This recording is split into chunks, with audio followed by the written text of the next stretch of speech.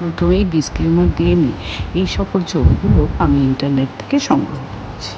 তারপর বলতে শুরু করবো জামাই ষষ্ঠী বিষয়ে কিছু কথা।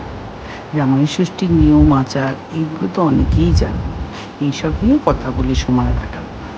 আসলে কি বলুন তো, এই জামাই ষষ্ঠীর যেরকম একটা ধার্মিক দিকও আছে, সেরকম আচার অনুষ্ঠান ছাড়াও কিছু মজার দিকও আছে।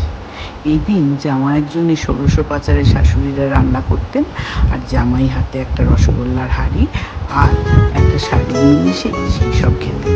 কিন্তু শাশুড়ি বেচারার ভাগ্যে যুক্ত দই আম কলা এইসব ছাড়া আর কিছুই না, কারণ সেদিন তার নিরামিষ এবং উপোসও বটে।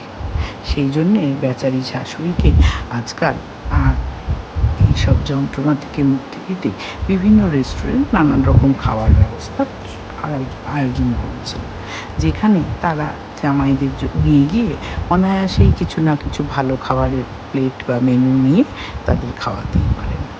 আর তাদের এই সকল আচার অনুষ্ঠান পালন করতেও হয়, যেটুকুনি নিয়ম সেটুকুনি হয়তো কোনো রকম পালন করবে। আর গিফট হিসেবে জামাইকে আপনারা কী কী দিতে পারেন তার একটা সম্যক ধারণা আপনাদের দিয়েছি।